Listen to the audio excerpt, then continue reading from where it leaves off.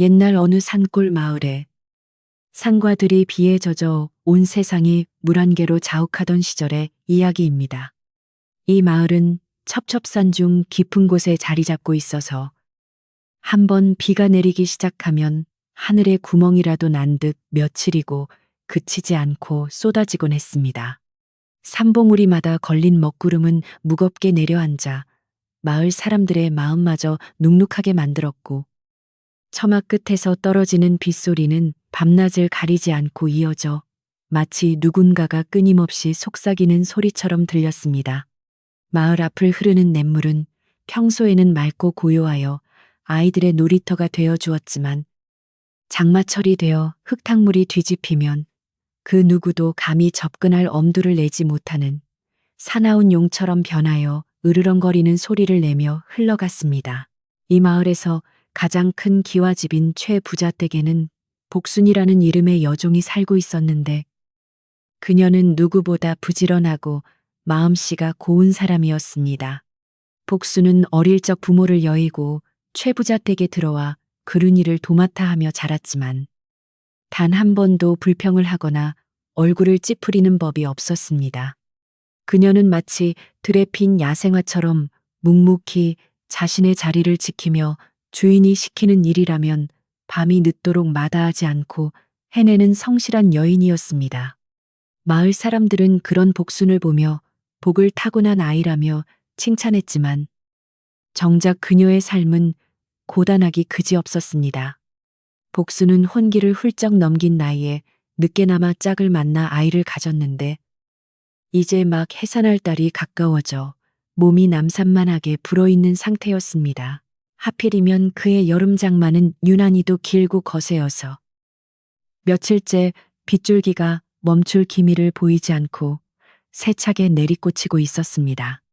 최부자댁 안주인은 깐깐하기로 소문난 사람이었는데 며칠 동안 빨래를 하지 못해 광에 쌓여가는 빨랫감들을 보며 심기가 매우 불편해져 있었습니다. 안주인은 만삭의 몸으로 힘겨워하는 복순을 불러놓고는 비가 조금 잦아든 틈을 타서 냇가에 나가 그 많은 빨래를 얼른 해오라고 호통을 쳤습니다.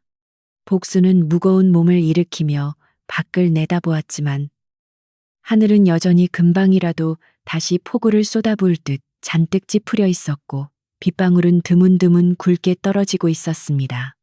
하지만 종의 신분으로 주인의 명을 거역할 수는 없었기에 복순은 한숨을 삼키며 커다란 빨래 광주리를 머리에 이고 대문을 나섰습니다. 복순이 냇가로 향하는 길은 진흙탕으로 변해 있어서 한 걸음 한 걸음을 떼는 것조차 쉽지 않은 고행길이었습니다.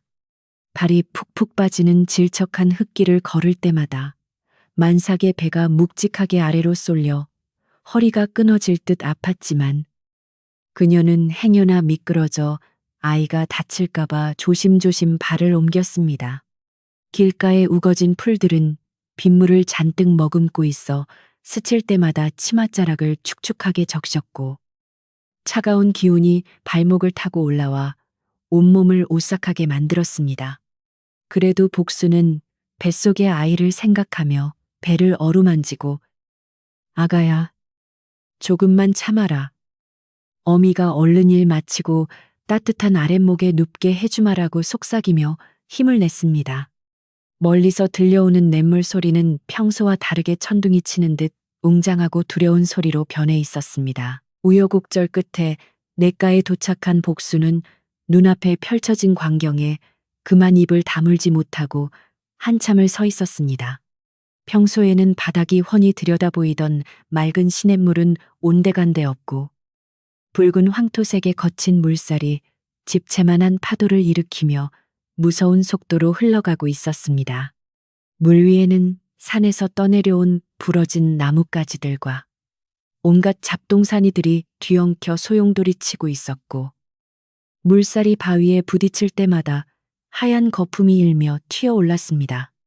복순은 가슴이 철렁 내려앉았지만 빈손으로 돌아갔다가는 안주인에게 당할 모진 꾸중이 두려워 자리를 잡고 앉을 수밖에 없었습니다. 그녀는 물살이 조금이라도 약한 웅덩이 쪽을 찾아 자리를 잡고 떨리는 손으로 빨래, 방망이를 꺼내 들었습니다. 빨래를 시작한 지 얼마 되지 않아 빗줄기는 다시 굵어지기 시작했고, 복순의 옷은 땀과 빗물로 범벅이 되어 살갗에 달라붙었습니다. 무거운 몸을 쪼그리고 앉아 방망이질을 하는 것은 여간 힘든 일이 아니었지만, 그녀는 이를 악물고 빨래를 문지르며 흐르는 눈물을 빗물에 섞어 닦아냈습니다. 차가운 냇물에 손을 담글 때마다 손끝이 시려왔지만, 뱃속에서 힘차게 발길질을 하는 아이를 느끼며 그녀는 다시금 정신을 차렸습니다. 주변은 온통 물이 흐르는 소리와 비가 나뭇잎을 때리는 소리로 가득 차 있었고, 세상에 오직 그녀 혼자만 남겨진 듯한 고독감이 밀려왔습니다. 그때였습니다. 냇물 상류 쪽에서 무언가 거대한 것이 물살에 휩쓸려 떠내려오는 소리가 들렸습니다. 처음에는 산에서 큰 통나무가 굴러 내려오는 줄 알았지만, 자세히 보니 그것은 살아있는 짐승이었습니다. 누런 털에 검은 줄무늬가 선명한, 바로 산중의 왕이라 불리는 호랑이였습니다. 호랑이는 불어난 물을 이기지 못하고 급류에 휘말려 허우적대고 있었는데, 물을 많이 먹었는지 기운이 빠진 모습으로 살려달라는 듯 애처로운 눈빛을 보내고 있었습니다. 평소 같으면 호랑이라는 말만 들어도 벌벌 떨며 도망쳤을 복순이었지만, 물속에서 생사의 갈림길에 놓인 생명을 보자 두려움보다는 측은지심이 먼저 앞섰습니다. 호랑이의 눈은 공포에 질려 있었고, 젖은 털은 빗물에 달라붙어 그 위용은 사라지고 물에 빠진 생쥐꼴이 되어 있었습니다. 복수는 순간적으로 뱃속의 아이를 떠올리며 갈등했지만, 눈앞에서 죽어가는 생명을 외면할 수 없다는 생각이 강하게 들었습니다. 그녀는 자신이 임신한 몸이라는 사실도 잊은 채 급히 주변을 두리번거려 호랑이를 구할 도구를 찾기 시작했습니다. 다행히 냇가 근처 벼랑에는 굵고 질긴 터덩굴이 길게 늘어지며 자라나 있었습니다. 복수는 뒤뚱거리는 몸으로 벼랑 쪽으로 달려가 뱃덩굴을 힘껏 잡아당겼습니다. 손바닥이 거친 줄기에 긁혀 피가 배어나왔지만, 그녀는 아랑곳하지 않고 있는 힘껏 줄기를 끊어내어 긴 동아줄을 만들었습니다. 그리고는 호랑이가 떠내려오는 길목을 향해 비틀거리며 다시 냇가로 뛰어갔습니다. 호랑이는 이제 복순이 서 있는 곳 바로 앞까지 떠내려오고 있었고, 물살은 더욱 거세져 호랑이의 머리가 물속에 잠겼다 나오기를 반복하고 있었습니다. 복수는 숨을 고를 새도 없이 텐덩굴의 한쪽 끝을 냇가 옆에 튼튼한 나무 기둥에 단단히 묶고 반대쪽 끝을 호랑이를 향해 힘껏 던졌습니다. 이걸 잡으세요. 제발 살아야 해요. 복수는 자신도 모르게 소리를 지르며 덩굴을 던졌지만, 물살이 너무 빨라 처음에는 빗나가고 말았습니다.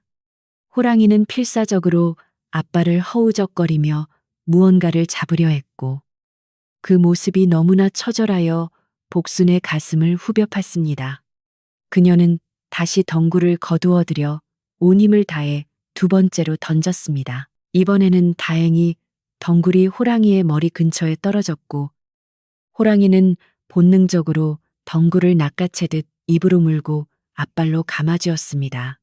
그러자 팽팽하게 당겨진 덩굴을 통해 호랑이의 엄청난 무게와 물살의 힘이 고스란히 복순에게 전해졌습니다. 복순은 나무에 묶인 줄을 몸으로 지탱하며 호랑이가 떠내려가지 않도록 버텼는데, 그 힘이 어찌나 센지 만삭의 몸이 냇물 쪽으로 질질 끌려들어 갈 뻔했습니다. 발바닥이 진흙에 미끄러지며 비명을 질렀지만, 그녀는 배를 감싸 안으며 이 악물고 버텼습니다. 안 된다. 여기서 놓치면 둘 다 죽는다. 그녀는 뱃속 아기에게 힘을 빌려달라고 기도하며 나무 기둥을 끌어안고 필사적으로 버텼습니다. 한참의 실랑이 끝에 호랑이는 갯덩굴을 지지대 삼아 조금씩 물가로 기어 나오기 시작했습니다. 날카로운 발톱이 젖은 흙을 파고들며 늪으로 올라오는 모습은 지켜보는 것만으로도 숨이 막힐 듯 긴장되는 순간이었습니다. 마침내 호랑이의 거대한 몸집이 완전히 물 밖으로 나왔을 때 복수는 다리에 힘이 풀려 그 자리에 주저앉고 말았습니다. 물에서 나온 호랑이는 거친 숨을 몰아쉬며 몸을 부르르 떨었고 그 바람에 튀는 물방울이 복순의 얼굴까지 날아왔습니다. 호랑이는 지친 기색이 역력했지만 그 눈빛만은 살아나 복순을 뚫어지게 응시했습니다. 복순은 이제야 자신이 맹수 앞에 무방비로 놓여 있다는 사실을 깨닫고 공포에 사로잡혔습니다. 그러나 호랑이는 복순을 해치려 들지 않았습니다. 오히려 호랑이는 복순을 향해 머리를 조아리듯 몇 번 끄덕이고는 깊고 그윽한 눈으로 그녀와 그녀의 부른 배를 번갈아 바라보았습니다. 마치 생명의 은인에게 감사를 표하는 듯한 기이한 행동이었습니다. 잠시 후 호랑이는 몸을 돌려 숲속으로 천천히 사라졌고 복수는 호랑이의 뒷모습이 시야에서 완전히 사라질 때까지 멍하니 바라보았습니다. 긴장이 풀리자 온몸의 근육이 비명을 지르며 아파왔고 배가 딱딱하게 뭉치는 느낌이 들었습니다. 그녀는 빗속에 주저앉아 거칠어진 숨을 고르며 방금 일어난 일이 꿈인지 생시인지 분간하려 애썼습니다. 정신을 차린 복순이 주변을 둘러보았을 때 그녀는 비로소 큰일이 났음을 깨달았습니다. 호랑이를 구하느라 정신이 팔린 사이 빨래 광주리가 물살에 휩쓸려 떠내려가 버린 것입니다. 안주인이 아끼는 비단 옷가지며 이불보가 모두 사라져 버렸다는 사실에 복순의 얼굴은 사색이 되었습니다. 호랑이를 구한 것은 잘한 일이었지만 당장 주인 댁에 돌아가서 겪어야 할 일들을 생각하니 눈앞이 캄캄해졌습니다. 빗물인지 눈물인지 모를 것이 뺨을 타고 흘러내렸고 그녀는 빈손으로 터덜터덜 집으로 향하는 발걸음을 옮겼습니다.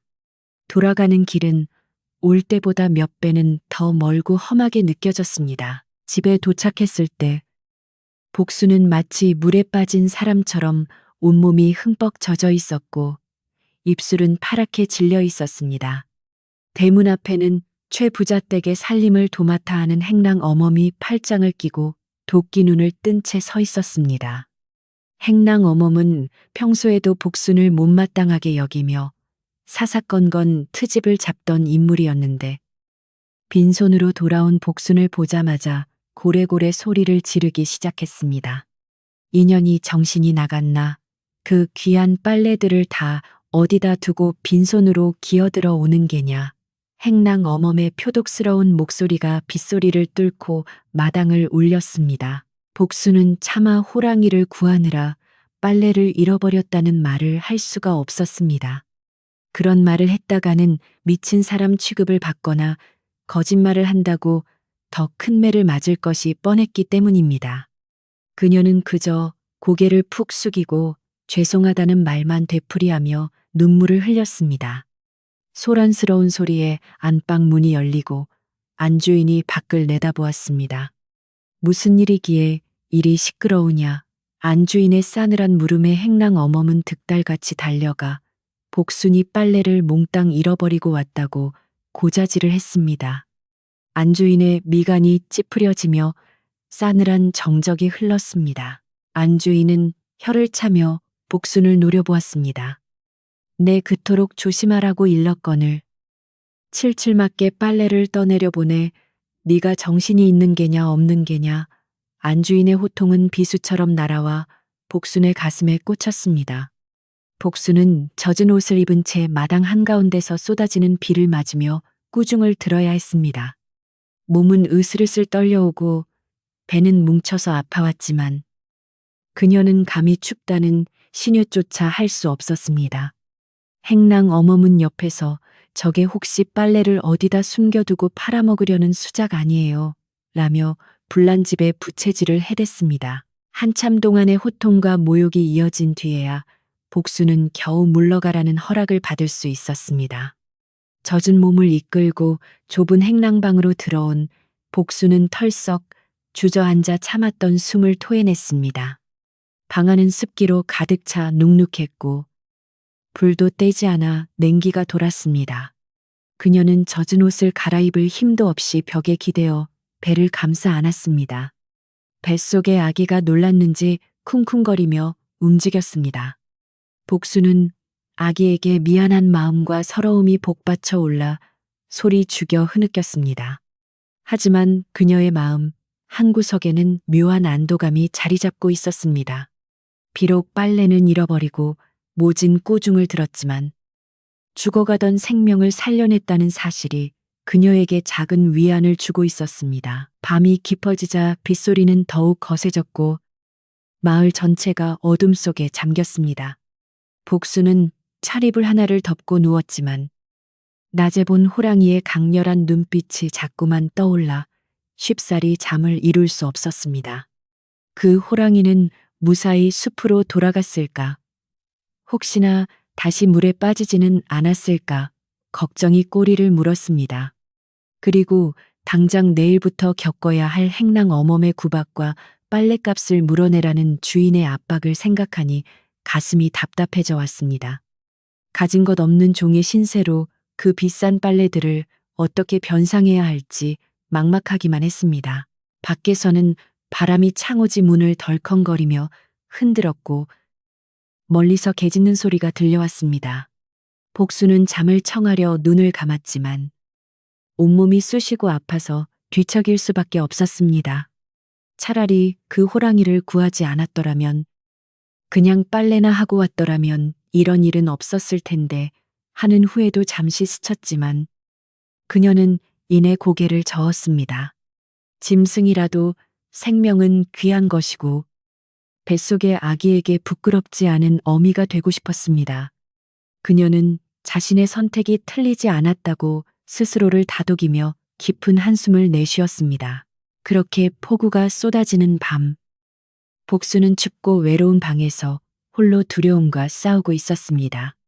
하지만 그녀는 알지 못했습니다.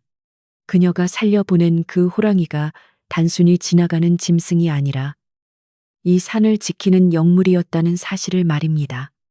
그리고 그녀의 착한 마음씨가 불러온 인연이 앞으로 그녀의 운명을 어떻게 뒤바꿔 놓을지. 빗소리에 묻혀 아무도 알 수 없는 밤이 깊어가고 있었습니다. 어둠 속에서 무언가 조용히, 그러나 확실하게 움직이기 시작했다는 것을 예감하는 이는 아무도 없었습니다. 비가 그치고 먹구름이 물러간 하늘은 언제 그랬냐는 듯이 시치미를 뚝 떼고 맑게 개었지만 최부자댁의 마당에는 여전히 찬바람이 쌩쌩 불고 있었습니다. 며칠 동안 하늘에 구멍이라도 난 듯 퍼붓던 비가 그치자마자 땅에서는 지독한 습기와 열기가 뿜어져 나와 숨을 턱턱 막히게 했고 사람들의 불쾌지수도 하늘 높은 줄 모르고 치솟았습니다. 특히 빨래를 몽땅 잃어버리고 돌아온 복순을 향한 집안 사람들의 시선은 한여름의 땡볕보다도 더 뜨겁고 따가웠습니다. 안주인의 호통은 멈췄지만 그 차가운 침묵이 오히려 더 무겁게 복순의 어깨를 짓눌렀고 집안의 대소사를 쥐락펴락하는 행랑 어멈의 구박은 날이 갈수록 그 강도를 더해가고 있었습니다. 행랑 어멈은 틈만 나면 복순이 있는 부엌이나 뒤뜰을 기웃거리며 사사건건 트집을 잡기에 바빴습니다. 아이고, 저 칠칠 맞은 것이 밥은 목구멍으로 넘어가나 보네. 주인마님, 비단 옷을 물 귀신한테 갖다 바치고도 잠이 오더냐. 행랑 어멈은 일부러 다른 종들이 다 듣는 데서 큰 소리로 비아냥거렸습니다. 그녀는 복순이 빨래를 잃어버린 것이 실수가 아니라 혹시 빼돌려서 친정에 가져다 주었거나 장터에 내다 판 것이 아니냐는 억지스러운 의심까지 서슴지 않았습니다. 복수는 억울함에 가슴이 미어지는 것 같았지만 자신의 결백을 증명할 방법이 없어 그저 입술을 깨물며 고개를 숙일 뿐이었습니다. 복순에게 내려진 벌은 가혹하기 그지없었는데 안주인은 빨래 값을 제할 요량으로 복순에게 남들보다 배는 더 많은 일을 시키라고 엄포를 놓았습니다. 만삭의 몸으로 뒤뚱거리는 복수는 새벽부터 일어나 물을 길어 날라야 했고 산더미처럼 쌓인 설거지와 마당 청소까지 도맡아야 했습니다. 배가 불러 허리를 굽히기도 힘든 상태였지만 잠시라도 허리를 펴고 쉬려고 하면 어디선가 행랑 어멈이 나타나 꾀병 부리지 마라. 그 빚을 다 갚으려면 뼈가 부서지도록 일해도 모자란다며 닥달을 해댔습니다. 복순의 손은 거친 일로 인해 갈라지고 터져 피가 배어나왔고 퉁퉁 부은 다리는 밤마다 저려와 잠을 설치게 만들었습니다. 마을 우물가에서도 복순에 대한 이야기는 아낙네들의 좋은 안주거리가 되어 입방아에 오르내렸습니다. 글쎄, 최부자 댁 그 착하던 복순이가 이번에 큰 사고를 쳤다지 뭐야. 빨래를 몽땅 떠내려 보냈다는데 그게 보통 빨래인가? 귀신이 곡할 노릇이지. 사람들은 혀를 차며 안타까워하기도 했지만 한편으로는 평소 흠잡을 데 없이 완벽하던 복순이 실수를 했다는 사실에 묘한 흥미를 느끼는 눈치였습니다. 개중에는 임산부가 물가에 가면 부정 탄다더니 산신령이 노에서 벌을 내린 게야라며 근거 없는 소문을 퍼뜨리는 이들도 있었습니다. 복수는 물을 기르러 우물가에 갔다가 수근거리는 소리를 듣고는 황급히 얼굴을 가리고 도망치듯 돌아오곤 했습니다. 집안의 다른 종들조차 행랑어멈의 눈치가 보여 복순을 도와주거나 말을 걸기를 꺼려했습니다. 혹시라도 복순의 편을 들었다가는 불똥이 자신들에게 튈까 두려워 복순이 무거운 짐을 들고 낑낑거려도 못 본 척 고개를 돌리기 일쑤였습니다. 복순은 철저하게 고립되어 외딴 섬처럼 지내야 했습니다. 유일한 위안은 뱃속의 아기뿐이었는데 복순은 힘든 일을 하다가도 배를 쓰다듬으며 아가야, 세상이 참 야속하구나. 하지만 우리는 부끄러운 짓을 하지 않았으니 괜찮다라고 속으로 되뇌었습니다. 그러나 마음 한구석에는 과연 이 고단한 삶이 끝날 수 있을지, 아기가 태어나면 이 빚더미 속에서 어떻게 키워야 할지 막막함이 밀려왔습니다. 그러던 어느 날 오후, 복순이 장작 패는 곳 옆을 지나가다 현기증을 느껴 잠시 담벼락에 기대어 숨을 고르고 있을 때였습니다. 집안의 가장 어른이자 오랫동안 최부자 댁의 잦은 일을 도맡아 해온 마당쇠 영감이 조용히 그녀에게 다가왔습니다. 마당쇠 영감은 평소 말수가 적고 묵묵히 자신의 일만 하는 사람이었지만 사람 보는 눈이 깊고 지혜로워 집안의 기둥 같은 존재였습니다. 그는 주위를 살피더니 품에서 주먹밥 한 덩이를 꺼내 복순의 손에 쥐어주며 나지막한 목소리로 말했습니다. 이거라도 좀 들게. 뱃속에 아이가 있는데 굶어서야 쓰나. 투박하지만 따뜻한 그의 손길에 복순은 왈칵 눈물이 쏟아질 뻔했습니다.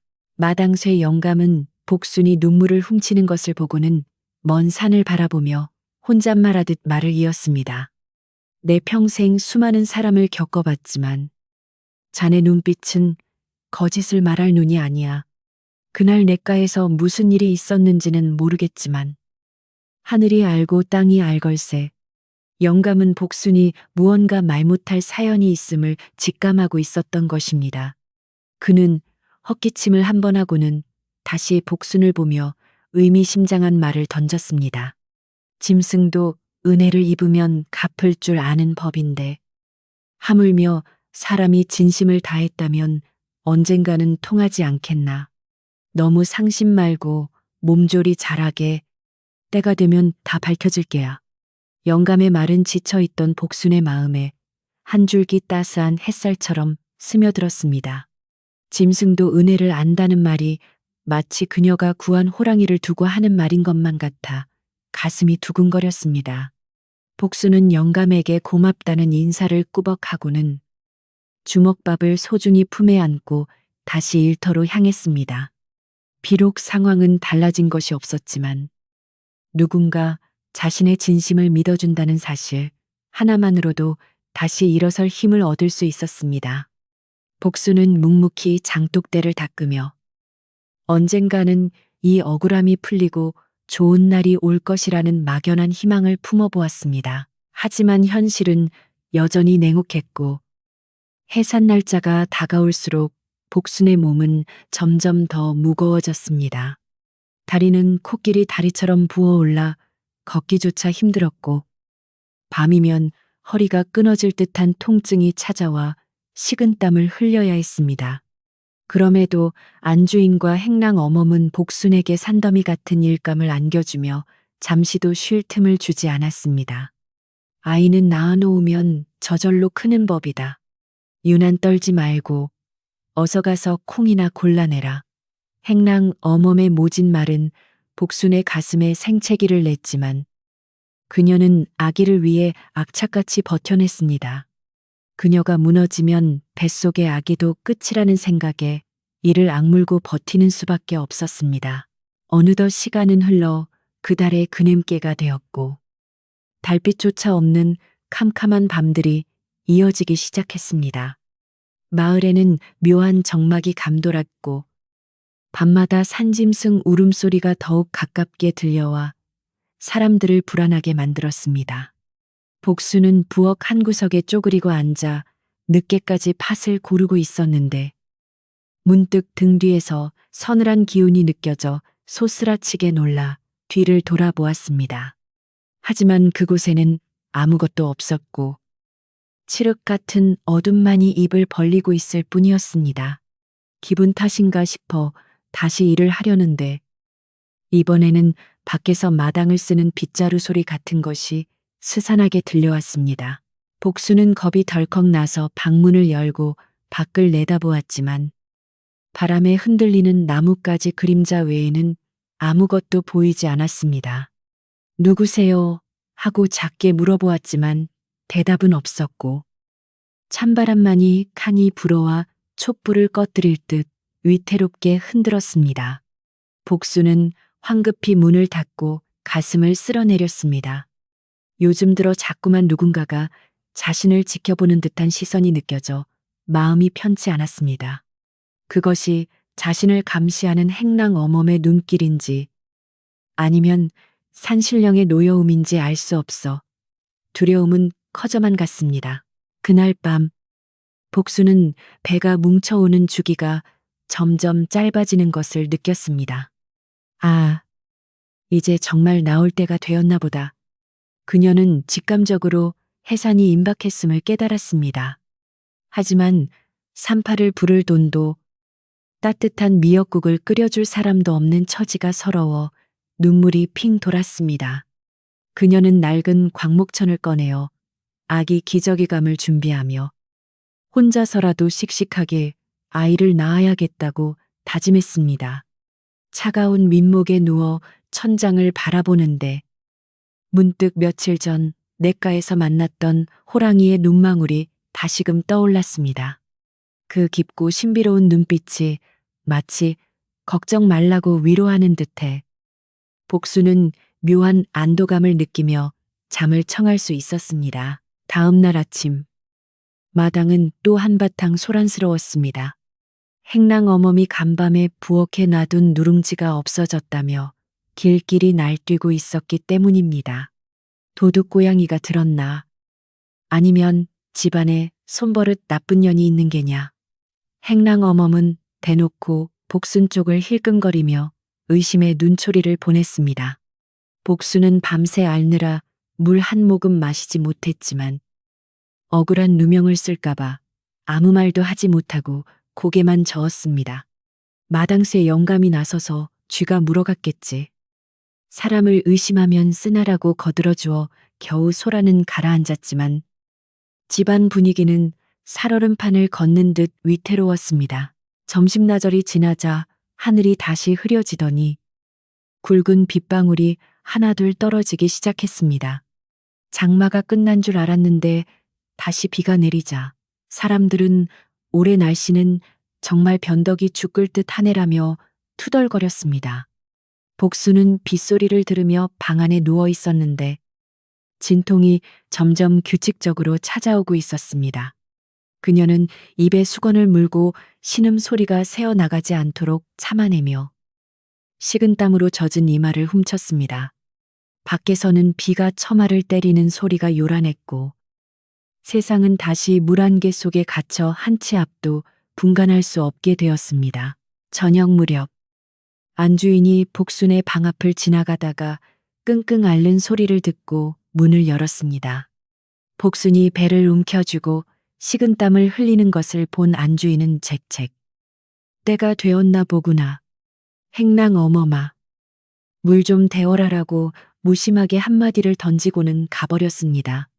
평소 같으면 따뜻한 말 한마디라도 건넸을 테지만 빨래 사건 이후로 안주인의 마음은 여전히 닫혀 있었습니다. 행랑 어멈은 투덜거리며 아궁이에 불을 지폈지만 그 손길에는 정성이라고는 찾아볼 수 없었고 거칠기만 했습니다. 복수는 서러움에 북받쳐 올랐지만 이제 곧 만날 아기를 생각하며 모든 고통을 감내했습니다. 어둠이 짙게 깔리고 밤이 깊어가자 빗줄기는 가늘어졌지만 안개는 더욱 자욱해져 한 치 앞도 분간하기 어려워졌습니다. 마을의 개들이 무언가를 감지한 듯 지저대기 시작하더니 이내 꼬리를 말고 구석으로 숨어들어 낑낑거리는 이상한 소리를 내기 시작했습니다. 평소에는 낯선 인기척만 있어도 동네가 떠나가라. 지저대던 개들이 약속이라도 한 듯 입을 다물고 두려움에 떠는 모습은 기이하기 짝이 없었습니다. 마당쇠 영감은 밖을 내다보며 오늘 밤 기운이 심상치 않구나. 바람에 짐승 냄새가 섞여 있어라며 고개를 갸웃거렸습니다. 복수는 혼자 방 안에서 사투를 벌이고 있었습니다. 진통은 파도처럼 밀려와 온몸을 뒤흔들었고 그녀는 정신이 혼미해지는 와중에도 밖에서 들려오는 기이한 정막을 느꼈습니다. 풀벌레 소리 하나 들리지 않는 고요함이 오히려 더 큰 공포로 다가왔습니다. 그때 방문 밖에서 무겁고 둔탁한 무언가가 바닥을 딛는 소리가 아주 미세하게 들려왔습니다. 사람의 발소리라고 하기에는 너무나 육중하고 짐승의 것이라고 하기에는 너무나 조심스러운 그 소리는 점점 복순의 방 쪽으로 다가오고 있었습니다. 마루 밑에 쥐들조차 숨을 죽인 듯한 침묵 속에서 복순은 고통을 잠시 잊고 문 쪽을 응시했습니다.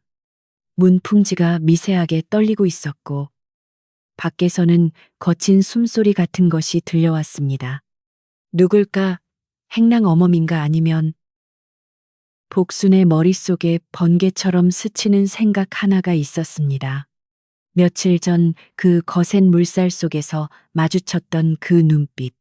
설마 그 호랑이가 다시 찾아온 것은 아닐까 하는 생각이 들자 온몸에 소름이 돋으며 심장이 쿵쾅거리기 시작했습니다. 하지만 두려움보다는 알 수 없는 기대감이 그녀를 휘감았습니다. 그 시각 행랑 어멈은 건너방에서 코를 골며 자고 있었고 최 부자와 안주인도 깊은 잠에 빠져 있었습니다. 집안의 모든 사람이 잠든 사이 담장을 넘어 들어온 거대한 그림자가 마당을 가로질러 복순의 방 앞을 서성이고 있었습니다. 그 그림자는 마치 집안을 살피듯 조심스럽게 움직였고 달빛이 구름 사이로 잠깐 비칠 때 드러난 형체는 집채만 한 호랑이였습니다. 하지만 호랑이의 입에는 날카로운 이빨 대신 무언가 커다랗고 묵직한 보따리 같은 것이 물려 있었습니다. 복순의 방 앞에는 이제 세상 그 무엇보다 놀라운 일이 벌어지기 직전에 팽팽한 긴장감이 감돌고 있었습니다. 마당쇠 영감이 잠결에 이상한 기운을 느끼고 눈을 떴을 때는 이미 호랑이가 마당 한가운데에 자리를 잡고 앉아 있을 때였습니다. 영감은 창문 틈으로 그 믿기 힘든 광경을 목격하고는 숨이 찼을 뻔했습니다. 저것은 영감은 자신의 눈을 의심하며 비비고 다시 보았지만 분명히 산군 산준이라 불리는 대오다후가 복순의 방 쪽을 지그시 바라보고 있는 것이었습니다. 영감은 본능적으로 이 호랑이가 해를 끼치러 온 것이 아님을 직감하고 숨소리조차 죽이며 가만히 지켜보았습니다. 이 깊은 밤, 사람과 짐승 사이에 오가는 무언의 대화가 시작되고 있었습니다. 복수는 문 밖에서 나는 소리가 멈춘 것을 느끼고 떨리는 몸을 일으켜 앉았습니다. 진통이 잠시 잦아든 틈을 타 그녀는 용기를 내어 방문 고리를 잡았습니다. 문을 열면 무엇이 있을지 알 수 없었지만 마음속 깊은 곳에서 문을 열어야만 한다는 강한 이끌림이 있었습니다. 누구 계세요? 그녀의 목소리는 가늘게 떨렸지만 밖에서는 대답 대신 낮게 깔리는 그르렁거리는 소리가 들려왔습니다. 그것은 위협하는 소리가 아니라 마치 어미 고양이가 새끼를 부르듯 부드럽고 묵직한 울림이었습니다. 복수는 마침내 결심한 듯 문을 활짝 열어 젖혔습니다. 그리고 그 순간 그녀의 눈앞에 펼쳐진 광경은 평생 잊지 못할 기적과도 같은 것이었습니다. 문이 열리자마자 차가운 밤 공기가 훅 끼쳐 들어왔고 복수는 눈앞에 있는 거대한 형체에 압도되어 숨을 들이켰습니다. 어둠 속에서도 형형하게 빛나는 두 눈은 마치 도깨비불처럼 푸르스름한 광채를 띠고 있었는데 그것은 바로 며칠 전 냇가에서 복순이 목숨을 걸고 구해 주었던 그 호랑이였습니다.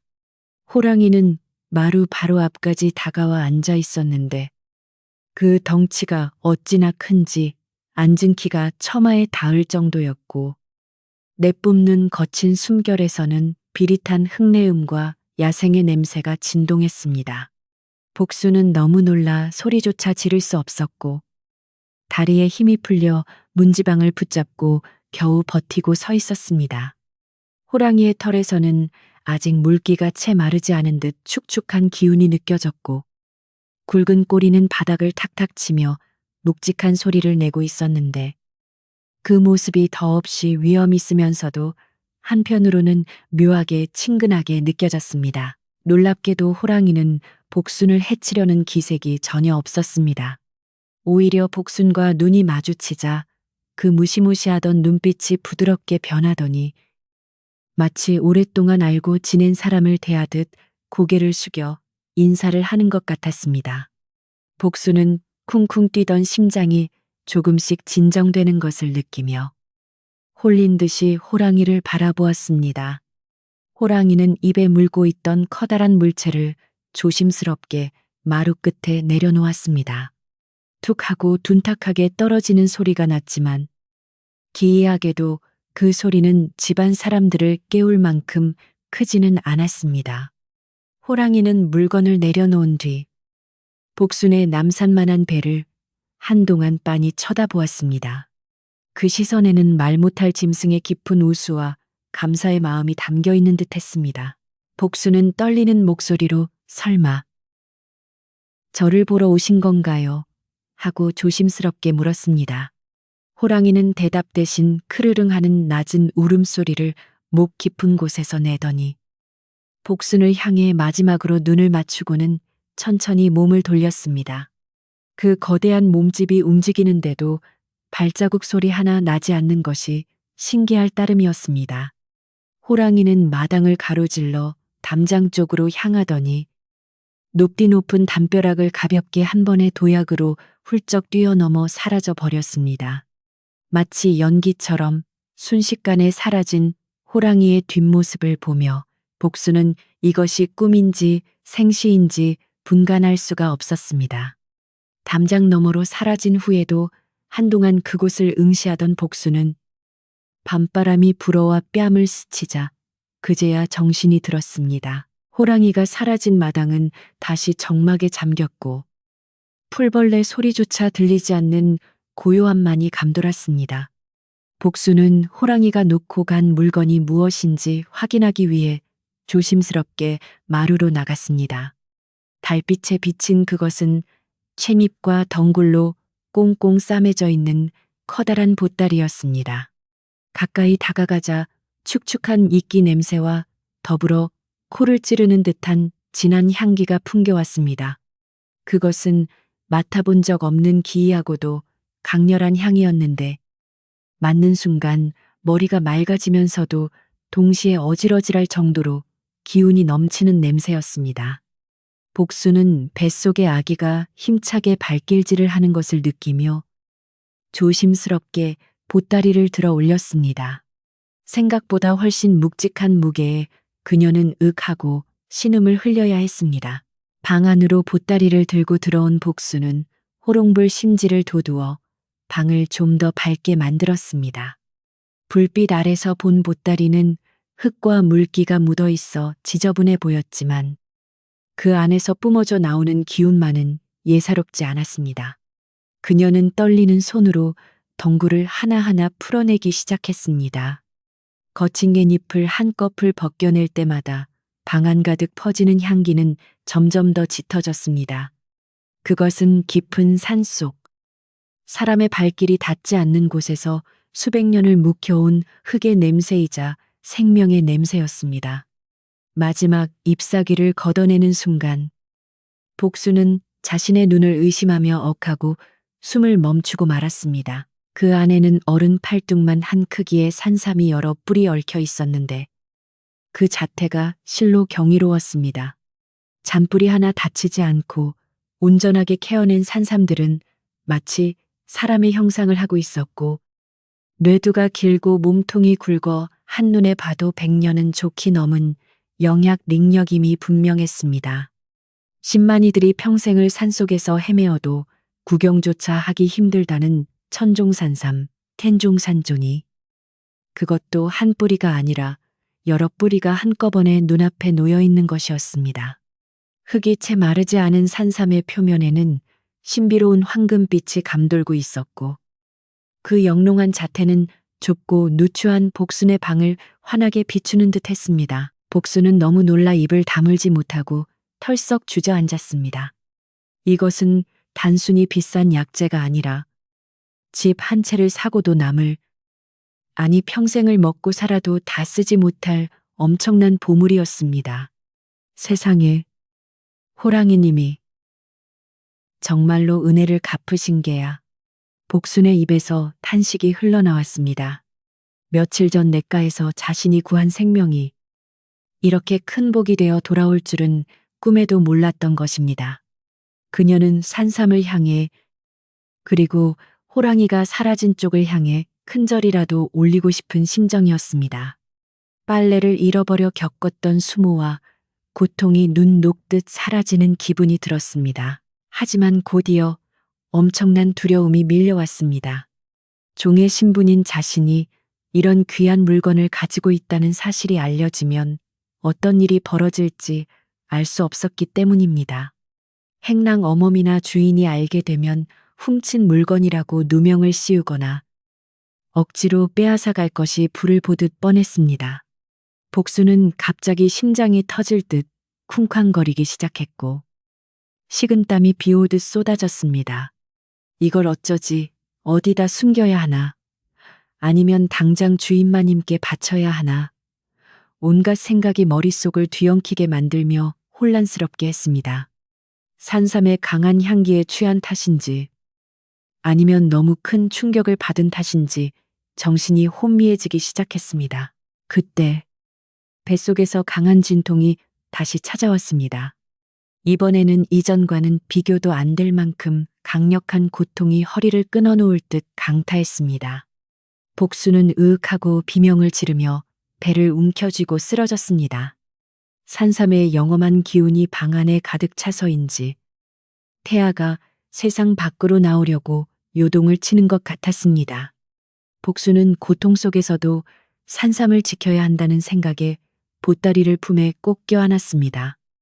호랑이가 주고 간 이 선물은 자신과 아기의 목숨줄이나 다름없다는 생각이 들었기 때문입니다. 그녀는 흐릿해지는 의식 속에서도 아가야, 우리 이제 살았다. 호랑이님이 우릴 살리셨어라고 중얼거렸습니다. 방 안은 산삼의 짙은 향기로 가득 차 숨을 쉴 때마다 가슴속까지 시원해지는 느낌이었지만 복순의 몸은 탈진 상태에 이르렀습니다. 며칠간의 고된 노동과 부실한 식사, 그리고 갑작스러운 충격과 출산의 고통이 한꺼번에 덮쳐오자 더 이상 버틸 힘이 남아있지 않았습니다. 눈앞이 하얗게 변하고 귀에서는 윙윙거리는 이명 소리가 들려왔습니다. 그녀는 손을 뻗어 물을 마시려 했지만 손끝 하나 움직일 수 없을 정도로 몸이 무거웠습니다. 그 와중에도 그녀의 눈은 산삼 보따리에서 떨어질 줄을 몰랐습니다. 저것만 있으면, 저것만 지키면 아기와 함께 행복하게 살 수 있을 것이라는 희망이 그녀를 붙잡고 있었습니다. 하지만 인간의 몸이 감당하기에는 산삼의 기운과 상황의 무게가 너무 컸던 탓일까요? 복수는 점점 정신을 잃어가고 있었습니다. 호롱불이 가물거리며 춤을 추는 모습이 마지막으로 눈에 들어왔고, 밖에서 바람이 창문을 덜컹거리는 소리가 아득하게 멀어져 갔습니다. 그녀는 몽롱한 의식 속에서 호랑이가 자신을 지켜주고 있다는 환영을 보았습니다. 호랑이의 따뜻한 털이 자신을 감싸주고 그 깊은 눈빛이 조금만 더 견디라고 말하는 것 같았습니다. 복수는 그 따스함에 기대어 스르르 눈을 감았습니다. 복순이 의식을 잃고 쓰러지면서 팔이 툭 떨어졌고 그 바람에 보따리가 열리며 산삼한 뿌리가 바닥으로 굴러 떨어졌습니다. 굴러 떨어진 산삼은 묘하게도 방문 쪽을 향해 누워 있었는데 마치 곧 들이닥칠 사람들에게 자신을 보여주려는 듯한 모습이었습니다. 복순의 거친 숨소리만이 방 안의 정적을 채우고 있었고 산삼의 향기는 문틈을 타고 밖으로 조금씩 새어나가기 시작했습니다. 그 향기는 보통의 약초 냄새와는 차원이 달라서 자는 사람의 코끝을 간지리고 정신을 번쩍 들게 만들 만큼 강력하고 신비로운 것이었습니다. 이윽고 옆방에서 자고 있던 행랑 어멈이 킁킁거리며 잠에서 깨어났습니다. 이게 무슨 냄새야? 어디서 이렇게 좋은 냄새가 나지? 행랑 어멈은 비몽사몽간에도 그 향기가 예사롭지 않음을 느끼고 몸을 일으켰습니다. 그녀는 평소 코가 개처럼 밝기로 유명했는데 이 냄새는 난생 처음 맡아보는 향긋하고도 흙내음이 섞인 기묘한 것이었습니다. 행랑 어멈은 홀린 듯이 방문을 열고 밖으로 나왔습니다. 마당에는 여전히 어둠이 깔려 있었지만 그 향기의 근원지는 분명 복순의 방 쪽이었습니다. 전현 방에서 나는 냄새 같은데 설마 밤참이라도 몰래 해먹는 건가? 행랑 어멈은 의심 가득한 눈초리로 복순의 방으로 살금살금 다가갔습니다. 가까이 갈수록 향기는 더욱 진해져서 머리가 핑돌 지경이었습니다. 행랑 어멈은 침을 꼴깍 삼키며 문에 귀를 대보았습니다. 안에서는 아무런 소리도 들리지 않았습니다.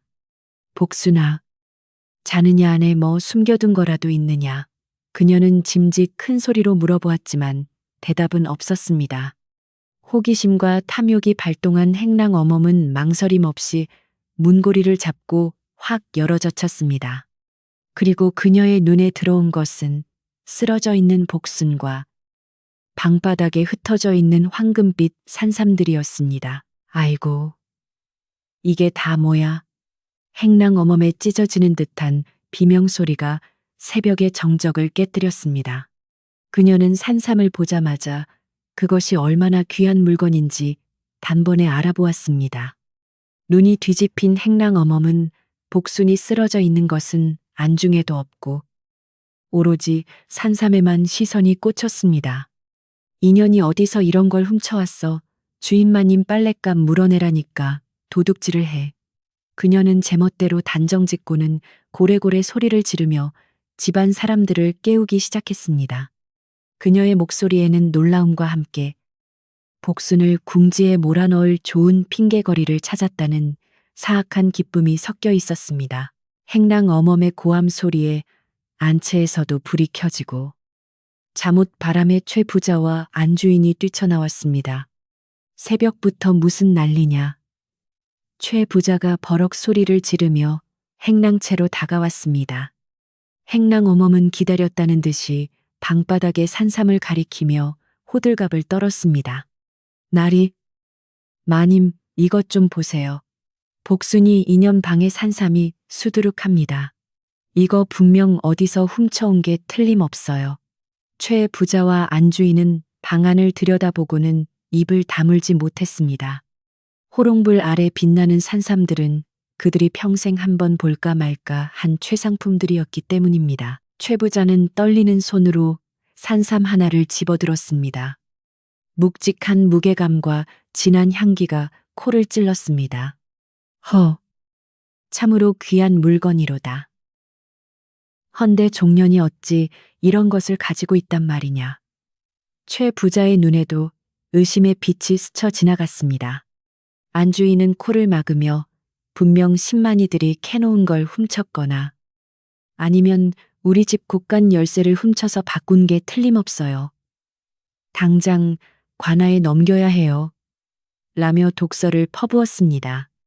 쓰러져 있는 복수는 신음 소리조차 내지 못하고 식은땀만 흘리고 있었지만 아무도 그녀의 상태를 살피려 하지 않았습니다. 오로지 탐욕과 의심만이 방 안을 가득 채우고 있었습니다. 그때 소란을 듣고 달려온 마당쇠 영감이 인파를 헤치고 들어왔습니다. 영감은 바닥에 쓰러진 복순을 보고는 급히 달려가 맥을 짚어보았습니다. 사람이 죽어가는데 물건 타령입니까? 우선 사람부터 살리고 봐야지요. 영감의 호통에 사람들이 주춤했습니다. 영감은 복순의 이마에 맺힌 땀을 닦아주며 안타까워했습니다. 그리고는 방바닥에 놓인 산삼과 그 옆에 놓인 축축한 텐덩굴 보따리를 유심히 살펴보았습니다. 영감의 눈빛이 날카롭게 빛났습니다. 보따리에서 나는 냄새는 산삼 향기뿐만이 아니었습니다. 그것은 바로 비릿한 짐승의 털 냄새, 그리고 깊은 산중의 흙 냄새가 섞여 있었습니다. 영감은 문 밖으로 나가 마당을 살펴보았습니다. 새벽 이슬에 젖은 마당 흙 위에는 어른 손바닥보다 훨씬 큰 거대한 짐승의 발자국이 선명하게 찍혀 있었습니다. 그것은 사람이 흉내낼 수 없는 산군 산준 호랑이의 발자국이 분명했습니다. 영감은 무릎을 탁 치며 혼잣말을 했습니다. 그렇지. 역시 내 눈이 틀리지 않았어. 짐승이 은혜를 갚은 게야.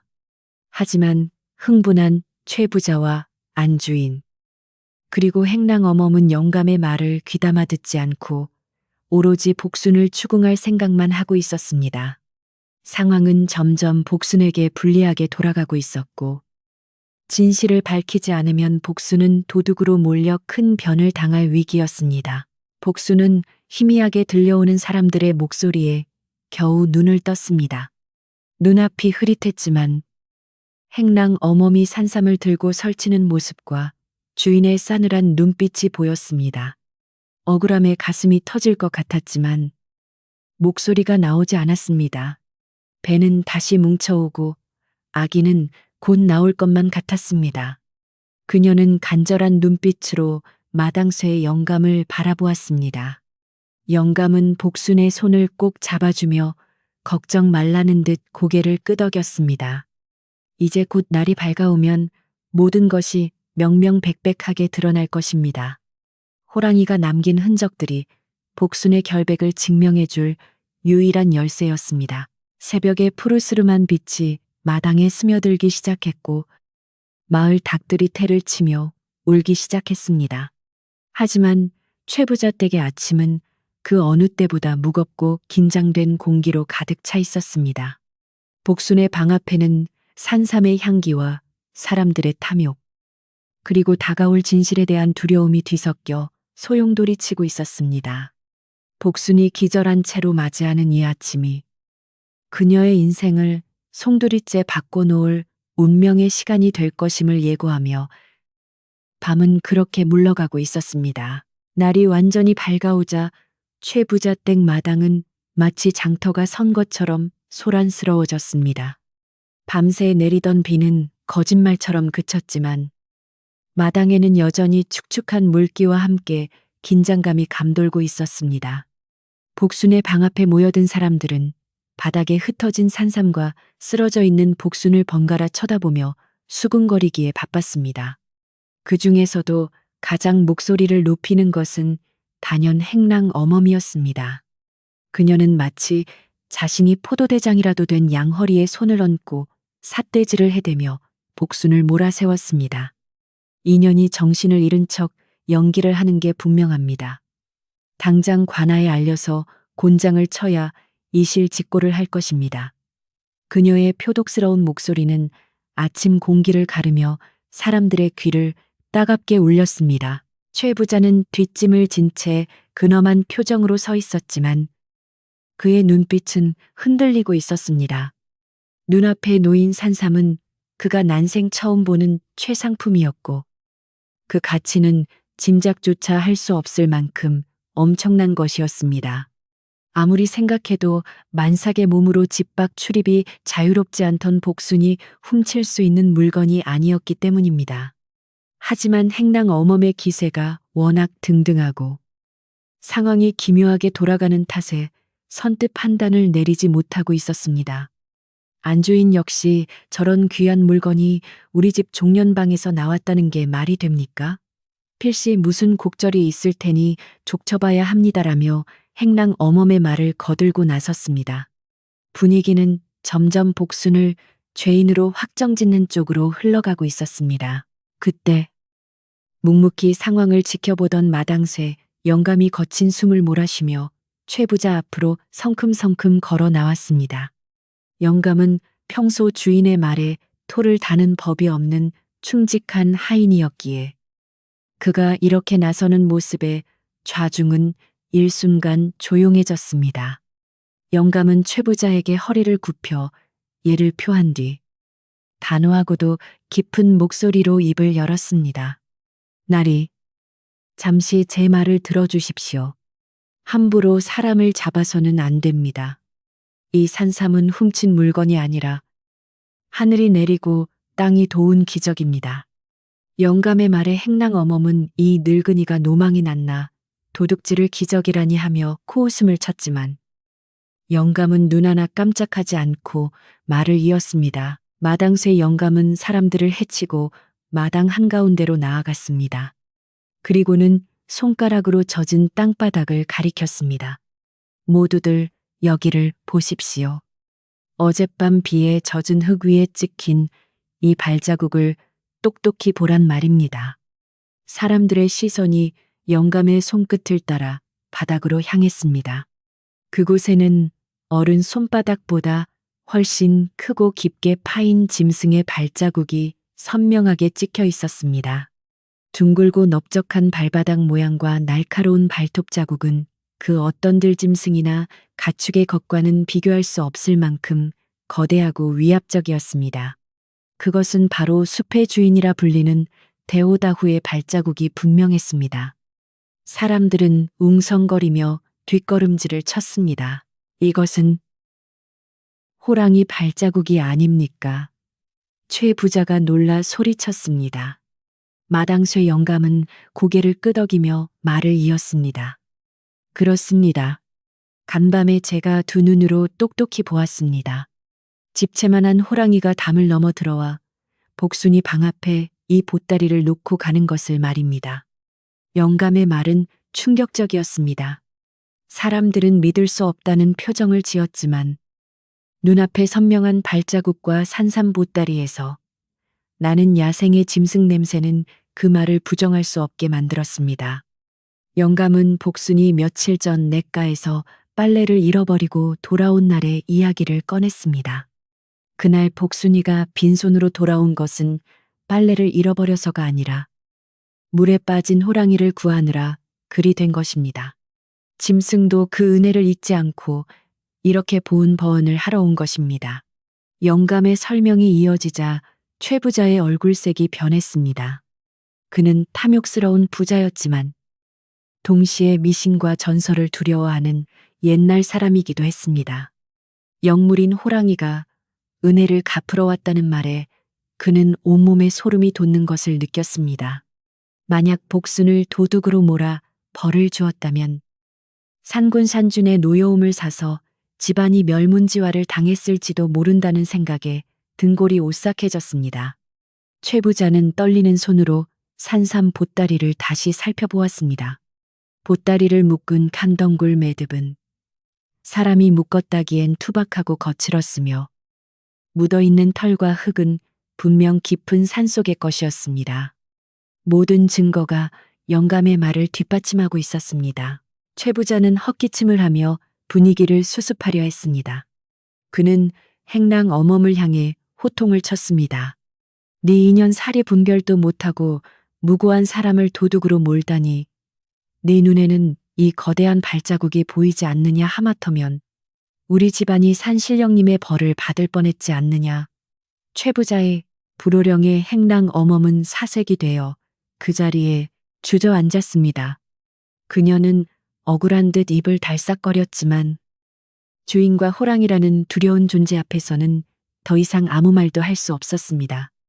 안주인 역시 쥐구멍이라도 찾고 싶은 심정으로 고개를 돌렸습니다.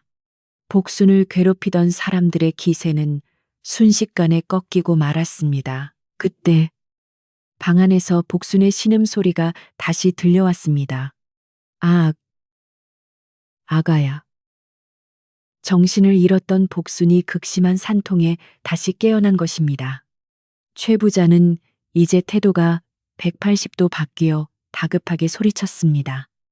여봐라, 뭣들 하고 있느냐. 당장 복순이를 따뜻한 아랫방으로 옮겨라.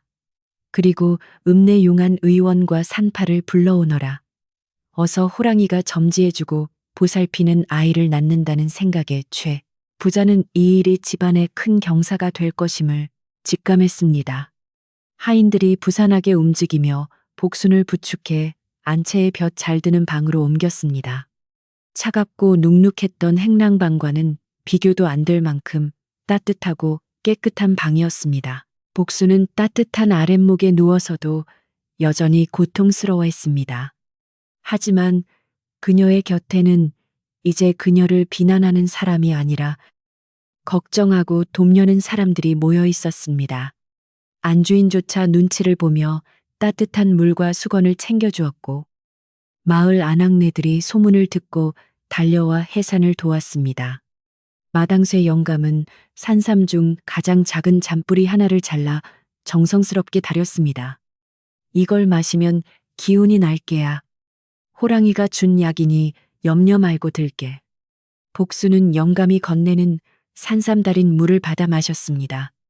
쌉싸름하면서도 향긋한 기운이 식도를 타고 내려가자 거짓말처럼 온몸에 뜨거운 기운이 돌며 힘이 생기는 것 같았습니다. 산통은 점점 더 격해졌고 복순의 비명소리가 담장을 넘어 마을 어귀까지 퍼져나갔습니다. 집안의 모든 사람들이 숨을 죽이고 방 쪽을 주시했습니다. 최 부자는 마루를 서성거리며 부디 순산해야 할 텐데 호랑이가 지켜준 아이니 큰 인물이 되겠지라며 중얼거렸습니다. 행랑 어멈은 부엌 구석에 처박혀 미역국을 끓이며 자신의 잘못이 탄로 날까 전전긍긍하고 있었습니다. 그녀는 불아궁이 속으로 타들어가는 장작을 보며 자신의 입지가 좁아질 것을 걱정했지만 지금은 그저 쥐 죽은 듯이 있는 것이 상책임을 알고 있었습니다. 해는 중천에 떠올라 마당의 물길을 말려가고 있었고 호랑이 발자국도 조금씩 흐릿해져 갔습니다. 하지만 그 발자국이 남긴 충격과 교훈은 사람들의 마음에 깊이 새겨졌습니다. 마을 사람들은 담장 너머로 최 부자 댁을 구경하며 복순이가 호랑이를 살려주고 큰 복을 받았다네.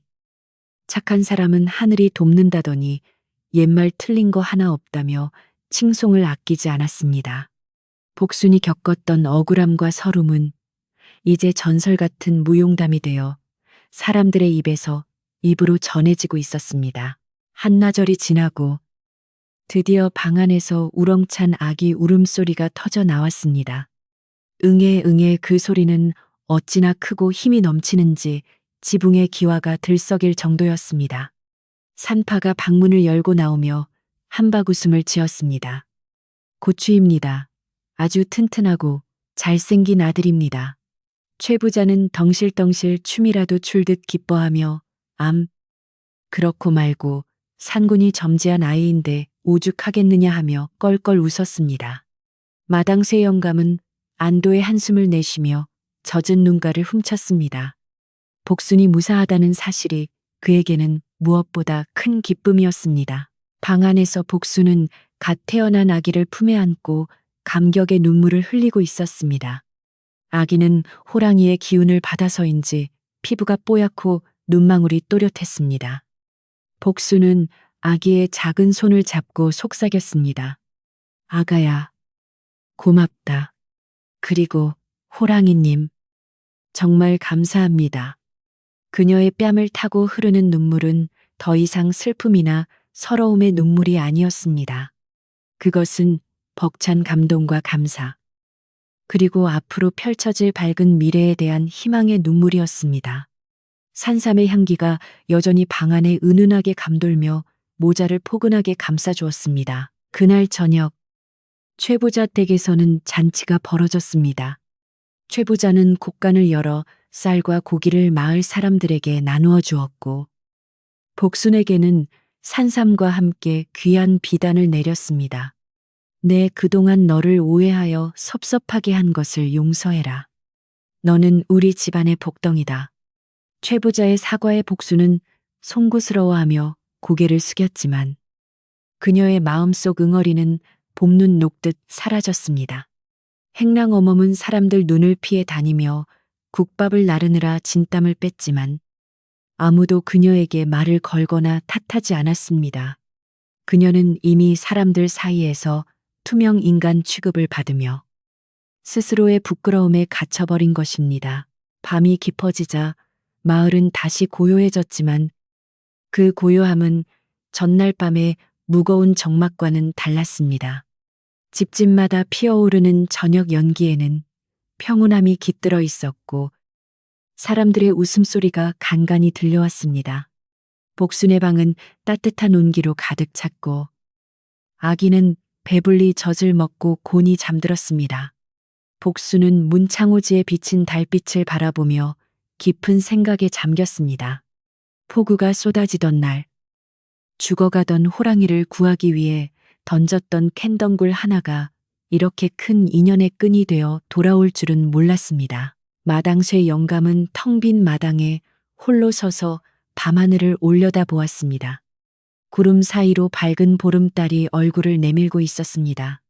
영감은 호랑이가 사라졌던 담장 쪽을 향해 조용히 고개를 숙여 예를 표했습니다. 산군님, 부디 이 모자가 오래오래 평안하도록 지켜주십시오.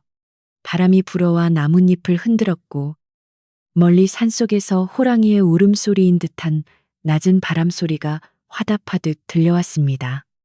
집안을 휩쓸던 의심과 갈등의 폭풍우는 완전히 물러가고 이제 따스한 평화만이 그 자리를 채우고 있었습니다. 최부저댁의 하루는 그렇게 저물어 갔습니다.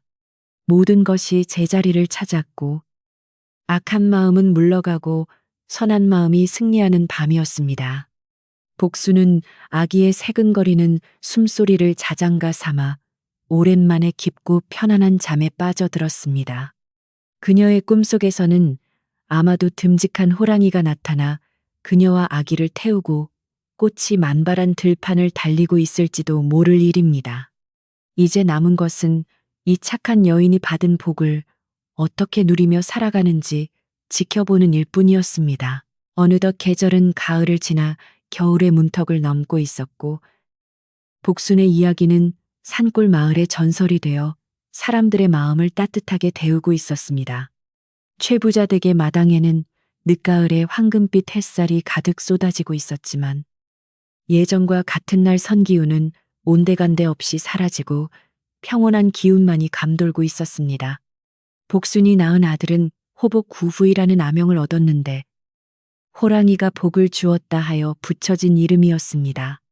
아이는 어찌나 튼튼하고 성장이 빠른지 태어난 지 100일도 되지 않아 목을 가누고 방실방실 웃으며 집안의 귀염둥이가 되었습니다.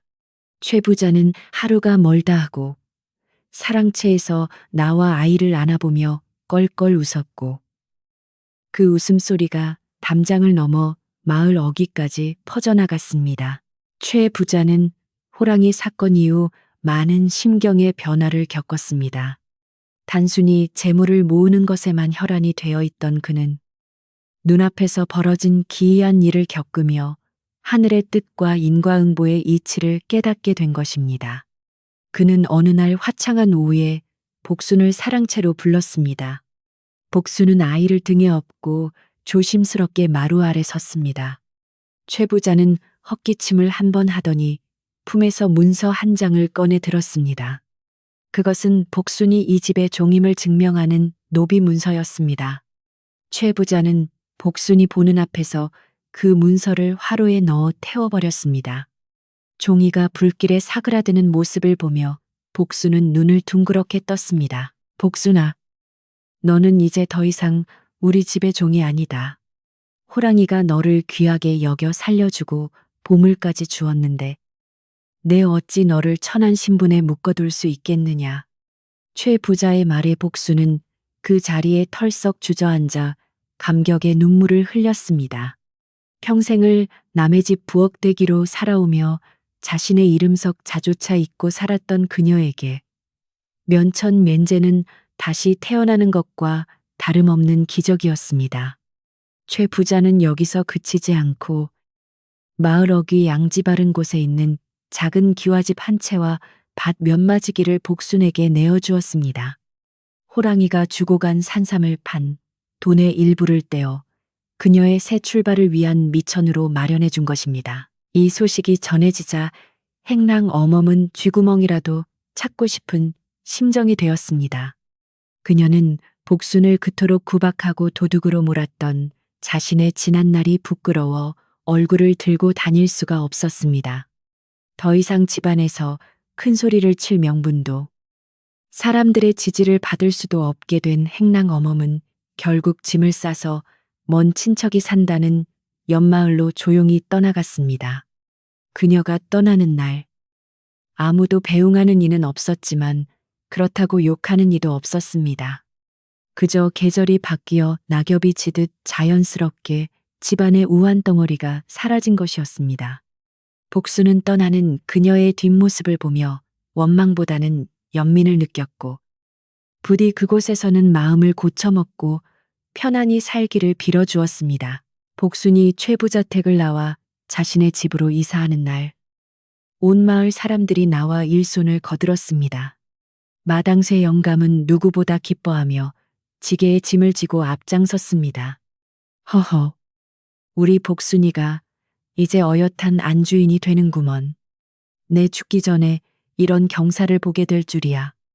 영감의 주름진 얼굴에는 웃음꽃이 활짝 피었습니다. 마을 안악들은 떡과 과일을 싸들고 와서 새 집의 부엌을 채워주었고 장정들은 울타리를 고치고 문짝을 달아주었습니다. 복순의 새 집은 비록 대궐 같은 기와집은 아니었지만 남향으로 지어져 하루 종일 따스한 햇볕이 들고 뒤로는 든든한 산이 받쳐주는 명당이었습니다. 이사 첫날 밤 복순은 아기 호복이를 재우고 따뜻한 아랫목에 앉아 방 안을 둘러보았습니다. 하얀 문창호지에 은은하게 비치는 달빛, 윤이 반질반질 나는 장판 바닥, 그리고 부엌에서 나는 구수한 밥 냄새까지 모든 것이 꿈만 같았습니다. 그녀는 자신의 명의로 된 집문서와 땅 문서를 장롱 깊숙이 넣어두며 다짐했습니다. 이 모든 것이 자신의 착한 마음과 호랑이의 보은 덕분이니 앞으로도 욕심부리지 않고 베풀며 살겠노라고 말입니다.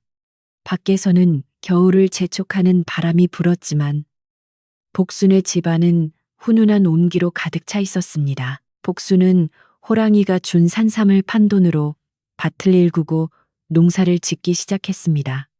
그녀는 부지런한 천성을 버리지 않고 누구보다 일찍 일어나 밭을 가꾸었습니다.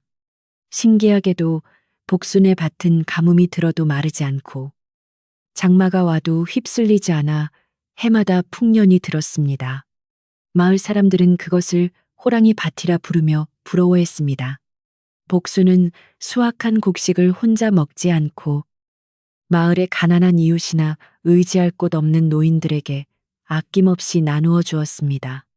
특히 자신을 딸처럼 아껴주었던 마당쇠의 영감에게는 철마다 따뜻한 옷과 맛난 음식을 해다 바치며 친부모처럼 모셨습니다. 세월은 유수와 같이 흘러 어느덧 호복이는 씩씩한 소년으로 자라났습니다. 아이는 동네 아이들 중에서 가장 키가 크고 힘이 장사여서 씨름판에 나가면 당할 자가 없었습니다. 하지만 힘만 센 것이 아니라 어머니를 닮아 심성이 곱고 효심이 지극하여 마을 어른들의 칭찬이 자자했습니다. 호복이는 산을 제 집 드나들듯 다니며 나무를 해오고 약초를 캐왔는데 험한 산길을 다녀도 짐승에게 해를 입거나 다치는 법이 없었습니다. 사람들은 산군이 아직도 저 아이를 지켜주고 있는 게야라며 신기해했습니다. 복수는 아들이 건강하게 자라는 모습을 볼 때마다 마음속으로 호랑이에게 감사를 올렸습니다. 어느 해 겨울, 유난히 눈이 많이 내리던 날이었습니다. 온 세상이 하얗게 뒤덮여 길이 끊기고 산짐승들도 먹이를 찾아 마을로 내려오던 때였습니다. 복수는 저녁을 짓기 위해 부엌으로 나갔다가 사리문 앞에 놓인 종과 토끼 몇 마리를 발견했습니다. 눈 위에는 아무런 발자국도 남아있지 않았지만 복수는 그것이 누구의 선물인지 단번에 알 수 있었습니다. 아직도 우리를 잊지 않으셨군요. 그녀는 눈 덮인 뒷산을 향해 깊이 고개를 숙였습니다.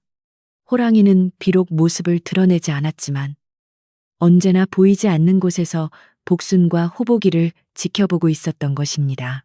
복순은 그날 밤 마을 사람들을 불러 모아 호랑이가 보내준 고기로 잔치를 벌였습니다. 뜨끈한 고깃국에 갓 지은 하얀 쌀밥을 나누어 먹으며 사람들은 추위도 잊고 이야기꽃을 피웠습니다. 최 부자도 지팡이를 짚고 마시를 나와 이 집 밥맛이 내 집 밥맛보다 좋구먼 하며 껄껄 웃었습니다. 마당쇠 영감은 뜨끈한 아랫목에 앉아 호복이의 재롱을 보며 내 이제 여한이 없다고 눈시울을 붉혔습니다. 방 안 가득 피어오르는 김과 사람들의 웃음소리는 그 어떤 보석보다도 빛나는 복순의 재산이었습니다. 밤이 깊어 사람들이 하나둘 집으로 돌아가고 복순의 집에도 고요가 찾아왔습니다. 밖에는 한방눈이 소리 없이 내려 세상의 모든 소음을 덮어버리고 있었습니다. 복순은 호복이의 이불을 덮어주고 호롱불 심지를 낮추었습니다. 타닥타닥 타오르는 아궁이 장작 소리와 규칙적으로 들려오는 아들의 숨소리가 자장가처럼 들려왔습니다. 그녀는 문을 살짝 열어 밤하늘을 올려다보았습니다. 먹구름이 걷히고 맑은 달이 떠올라 눈 덮인 산을 환하게 비추고 있었습니다. 그 달빛 아래 산능선 어디선가 어흥하는 호랑이의 울음소리가 아주 낮고 부드럽게 들려왔습니다. 그것은 산을 울리는 포효가 아니라 잘 자라는 다정한 인사처럼 들렸습니다. 복수는 미소를 지으며 문을 닫고 자리에 누웠습니다. 소미불의 포근한 감촉이 지친 몸을 감싸 안았고 따뜻한 온돌의 열기가 등허리로 스며들었습니다. 지난날의 고생과 시련은 이제 아득한 옛 이야기가 되어 기억의 저편으로 사라지고 오직 감사와 평화만이 그녀의 곁에 머물고 있었습니다. 복수는 눈을 감으며 생각했습니다. 착한 마음은 결코 사라지지 않고 돌고 돌아 결국 자신에게로 돌아온다는 것을, 그리고 우리가 베푼 작은 친절이 누군가에게는 생명을 살리는 동아줄이 될 수 있다는 것을 말입니다. 그녀의 숨소리가 점차 편안해지고 꿈속으로 빠져들기 시작했습니다. 꿈속에서 그녀는 다시 젊은 날의 냇가로 돌아가 있었지만 그곳은 더 이상 무서운 급류가 흐르는 곳이 아니었습니다. 꽃잎이 흩날리는 맑은 시냇가에서 호랑이와 호복이가 함께 뛰노는 평화로운 풍경이었습니다. 이제 이야기는 끝을 맺으려 합니다. 복순의 집 굴뚝에서 피어오르는 하얀 연기처럼 이 따뜻한 이야기가 여러분의 마음속에도 은은하게 퍼져나가기를 바랍니다. 세상이 아무리 차갑고 험해도 어딘가에는 반드시 복순과 같은 따뜻한 마음이 있고 그 마음을 알아주는 호랑이와 같은 인연이 기다리고 있을 것입니다. 오늘 밤은 밖에서 부는 바람 소리조차 자장가처럼 들리는 평온한 밤이 될 것입니다. 복순이 내 방 아랫목처럼 따뜻한 잠자리에 누워 걱정일랑 모두 내려놓으십시오. 머리맡에는 든든한 호랑이 기운이 지켜주고 있고 발치에는 포근한 복이 이불처럼 덮여 있습니다. 긴 숨을 천천히 들이마시고 내쉬며 깊고 편안한 잠의 숲으로 걸어 들어가시길 바랍니다. 내일 아침에는 창가에 비치는 햇살이 여러분을 축복하듯 환하게 깨워줄 것입니다. 그럼 옛날 이야기는 여기서 맺고 물러가겠습니다. 부디 좋은 꿈 꾸시고 평안히 주무십시오.